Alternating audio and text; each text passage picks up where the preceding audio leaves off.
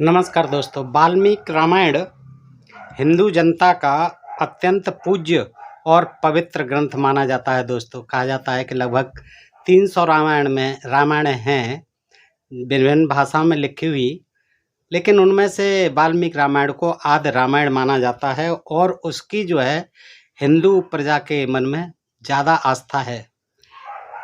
वैसे रामायण जो है आदि से अंत तक मानवता विरोधी आदर्शों और अवैज्ञानिक प्रसंगों से भरी पड़ी है। तमाम बेतुकी, बेसिर पैर की, काल्पनिक, भ्रामक और तमाम मिथ्या बातें जो है उसमें आदि से अंत तक ऐसे ऐसे प्रसंग भरे पड़े हैं जिनको के पढ़ने के बाद ये ज्ञात हो जाता है कि ये अंध भक्तों के लिए ईश्वर की माया है। वहीं प्रबुद्ध पाठकों के लिए ये रामायण जो है एक तिलिस्मी उपन्यास से ज़्यादा कुछ नहीं है। ये जो एक तिलिस्मी उपन्यास लगता है वाल्मीकि रामायण। और दोस्तों, आज मैं ऐसा ही एक प्रसंग आपको सुना रहा हूँ जो कि बिल्कुल बेसिर पैर का है, बिल्कुल अवैज्ञानिक है। को बताता हूँ कि देखिए, आजकल हम जानते हैं वैज्ञानिक युग है आप, और हम देखते भी हैं कि कोई भी स्त्री हो, जब जुड़वा बच्चे हो जाते हैं, एक से ज़्यादा 2 बच्चे हो जाते हैं, कभी 3 या 5 बच्चे तक होते देखे गए हैं। लेकिन आपने ये भी देखा होगा कि वो बच्चे जैसे ही जन्म लेते हैं तो मरे हुए होते हैं या फिर थोड़ा बहुत देर जीवित रहने के बाद में मर जाते हैं। ये आपने और हमने देखा है। लेकिन आप वाल्मीकि रामायण में देखेंगे तो एक ऐसी स्त्री का वर्णन भी आता है जिसने एक साथ 1, 2, 5, 7 नहीं 10, 60,000, कितने 60,000 बच्चों को जन्म दिया था। वे सब के सब जीवित रहकर महाबलवान पुरुष हुए।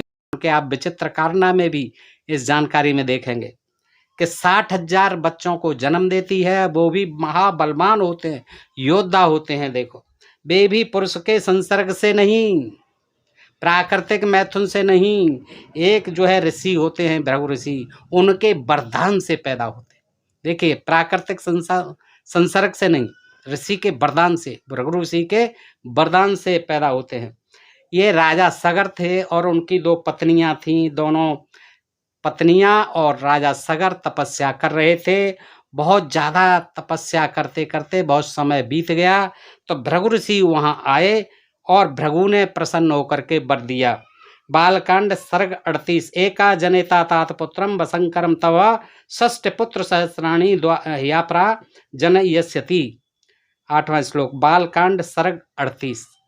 अर्थात हे पुरुष पुंग, देखो भृगु ऋषि ने जो है उन्हें वरदान दिया कि हे पुरुष पुंग, तुम्हारी एक स्त्री से वंश चलाने वाला एक पुत्र और दूसरी से 60,000 संतानें पैदा होंगी। दोनों रानियों को वरदान दे दिया भृगु ऋषि ने कि एक जो पत्नी है उससे केवल एक पुत्र होगा राज्य चलाने वाला, और दूसरी से 60,000 संतानें होंगी। बालकांड सर्ग 38। मैं जो है श्लोक नहीं दोस्तों ऐसे ही पढ़ता हूँ कि कुछ काल बीतने पर बड़ी रानी केसिनी ने एक पुत्र उत्पन्न किया जिसका नाम असमंजस हुआ। क्या नाम हुआ? असमंजस। नरश्रेष्ठ सुमत के गर्भ से, दूसरी रानी थी सुमत, सुमत के गर्भ से एक तुम्बी उत्पन्न हुई। तुम्बी आप जानते होंगे दोस्तों, तुम्बी कहते हैं जो गोल लौकी जैसी होती है, जिसका बीन आदि भी बनाया जाता है, गोल तुम्बी कहते हैं उसे। तो उसके गर्भ से क्या हुआ? एक तुम्बी उत्पन्न हुई, यानी एक गोल सा एक लोथड़ा पैदा हुआ जिसको भेद कर, यानी टुकड़े करके, खंड खंड कर 60,000 पुत्र उत्पन्न हो। बताइए, एक तुम्बी जो है पैदा हुई, एक लोथड़ा जो है पैदा हुआ, उसको तोड़ा गया, कितने टुकड़े किए गए? 60,000। जैसे कौरवों के 100 किए गए थे, 101 किए गए थे, घी में रखे गए थे गढ़े में। तो ऐसे ही ये 60,000 पुत्र उत्पन्न हुए। धात्री ने उन्हें घी से भरे हुए घड़ों में रक्षा करके रख दिया गया और उनको बड़ा होने का इंतजार करने लगे। किस में रख दिए गए वो 60,000 खंड टुकड़े? घड़ों में। 60,000 घड़े मंगाए गए, 60,000 घड़े घी से भरे गए और फिर उनमें वो टुकड़े रख दिए गए। क्या अद्भुत तपोबल था भृगु ऋषि के पास, अंधाधुन कहीं ब्रह्मा देते हैं, कहीं विष्णु देते हैं, कहीं शंकर जी। यहाँ भृगु ऋषि नहीं, देखिए वहाँ रामचंद्र जी और लक्ष्मण जी भरत 4 ही पैदा हुए दशरथ जी के इतनी तपस्या और इतने अश्वमेध करने के बाद।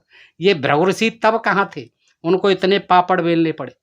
अरे उनको भी 10-20 हजार दे आते, 4 ही ले दे के हुए बड़े अश्वमेध यज्ञ किए, बड़ा खर्चा किया। ऋषि श्रृंग को वहाँ से जंगल से नौजवान ऋषि को बुलाया गया। तो ये भृगु ऋषि जैसे वयोवृद्ध जो है, ये वशिष्ठ जैसे, वाल्मीकि जैसे, ये कहाँ थे। यहाँ जो है देखिए सगर को, दोनों रानियों को 60,000 और एक उसका 60,000 एक पुत्र पैदा कर दिए। इसे देश का आज हम गौरव कहें। देखिए हमारे ऐसे ऐसे ऋषि मुनि हुए कि क्या कहें। तो अन्यथा जनसंख्या की समस्या और अधिक बरकरार रूप धारण करती है अगर ऐसे संत महात्मा होते आज, तो अंधाधुंध जो है पैदा करवा देते अपने वरदान के द्वारा। केसनी ने उनका क्या बिगाड़ा था, पता नहीं क्यों नाराज थे। उसको एक ही वरदान दिया, एक पुत्र का ही, और जबकि तपस्या उसने बराबर की।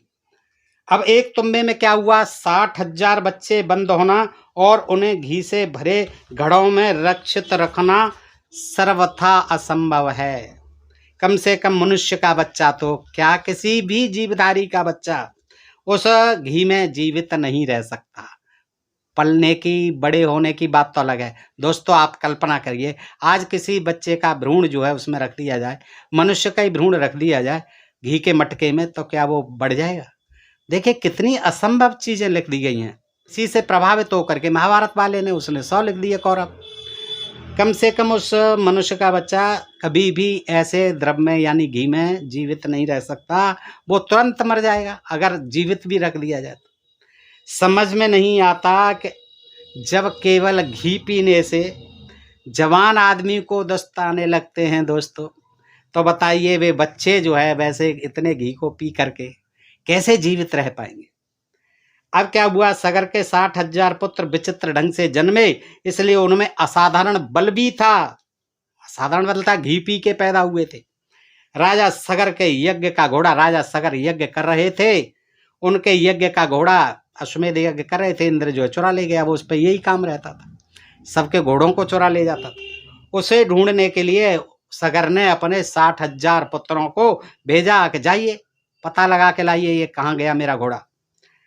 सारी पृथ्वी छान डालने पर भी घोड़ा न मिल सका, तो उन्होंने पृथ्वी को खोदना प्रारंभ कर दिया फावड़ों से। अब 60,000 लोग थे, धरती पर नहीं मिला कहीं भी, तो फिर उन्होंने क्या है कि चलो धरती के अंदर कहीं चला गया होगा, पाताल तक खोदते हैं। खोदने लगे फावड़ों से। बालकांड सर्ग 39 श्लोक 18, 19, 20, 21, 22, 23। अर्थात वे पुरुष सिंह वज्र के समान देह वाले अपने हाथों से, कैसे हाथ, वज्र जैसे हाथों से एक एक योजन यानी 1 योजन 6.40 वर्ग किलोमीटर लंबी चौड़ी पृथ्वी को खोदने लगे। दोस्तों आगे क्या होता है कि राजा सगर के तत्कालीन समय में एक ऐसे भी मुनि थे, भस्मक मुनि। देखिए ये भी विचित्र बात है कि जो हुंकार भरते ही जिसे चाहे जला सकते थे, हुंकार भरने से ही जला सकते थे। सगर के 60,000 पुत्र पृथ्वी पार कर पाताल पहुंचे, तो अपना घोड़ा कपिल, अब देखिए पाताल में पहुंच गए। वहां जो है कपिल मुनि थे, वो कपिल मुनि के आश्रम में बंधा हुआ देखा उस घोड़े को, तो खड़ा उसको घोड़े को देखकर वो क्रोधित हो अनाप शनाप बकने लगे। रोषेण महताविष्टो हुंकार मकोरुत्तोदा ततस्ते ना प्रमेयेणम कपिलेन महात्मना भस्म राशि कृता सर्वे का कुष्ठ सग्रात्म। 30वां श्लोक बालकांड सर्ग 40। अर्थात उन्होंने यानी कपिल देव ने, कपिल महाराज ने, जब वो अंट संट बकने लगे कि यही चोर है, पकड़ा गया, ये देखिए ये घोड़ा बंधा हुआ है, वो अपनी तपस्या में थे। उनकी तपस्या भंग हुई, उनको बड़ा क्रोध आता है और उन्होंने कहा कि जाइए, हुंकार भरी और उन सबको जलाकर राख का ढेर कर दिया।